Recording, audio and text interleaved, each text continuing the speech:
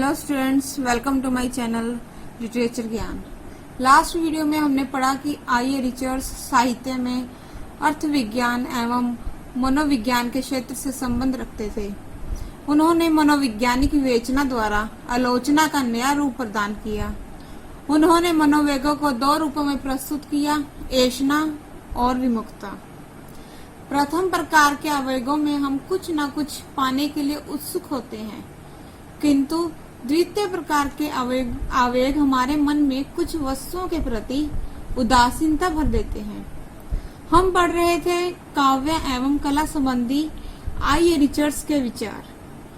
चलिए हम इससे आगे शुरू करते हैं।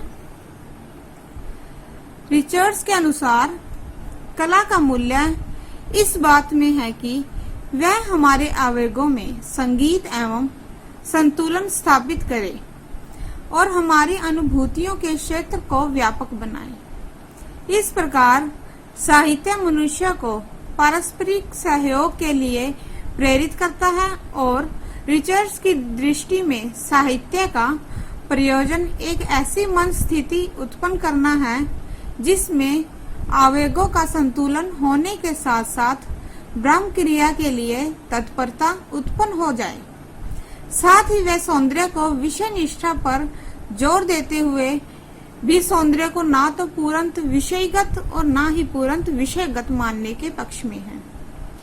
रिचर्ड्स ने साहित्य एवं विज्ञान के पारस्परिक संबंध और भेद पर विचार करते समय मानवीय अनुभवों के ब्रह्म जगत और मानसिक अवस्थाएं नामक दो भेद मानकर विज्ञान का संबंध ब्रह्म जगत से और साहित्य का मानसिक अवस्थाओं से बतलाया है। उसका कहना है कि वैज्ञानिक निर्देशों का वास्तविक आधार रहता है और उक्त निर्देश चाहे वास्तविक हो या अवास्तविक, उनका आंतरिक संबंध अंतर्वेगीय होता है। वस्तुत अंतर्वेग मन की एक भावनात्मक वृत्ति है और जिस प्रकार किसी वैज्ञानिक कृति को समझाने के लिए न्यायात्मक बुद्धि आवश्यक है, उसी प्रकार साहित्य कृति को समझाने के लिए कलात्मक बुद्धि आवश्यक होती है।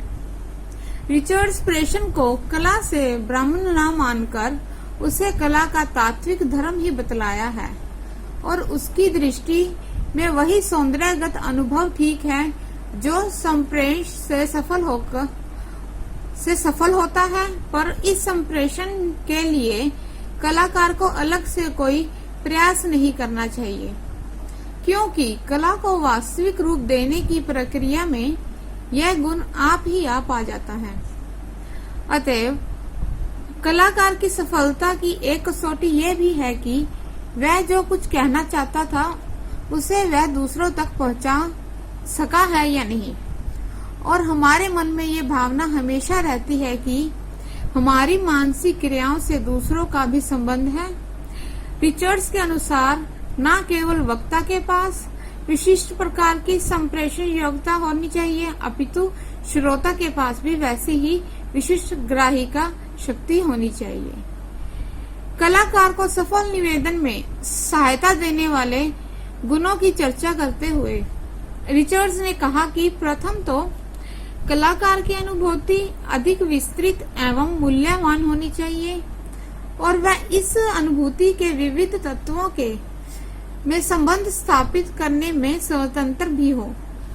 इसके लिए आवश्यक है कि वह विगत को अपने मन में स्वतंत्र रूप से पुनर्प्रस्तुत कर सके और इस हेतु उसे अपनी पूर्वकालीन मनोदशा की उपलब्धि के साथ साथ अनुभूति के क्षण में क्रियाशील होने वाले आवेगों की व्यवस्थित संगठना भी करनी होगी। साथ ही वस्तु या स्थिति के पूर्ण बोध के लिए कलाकार में जागरूक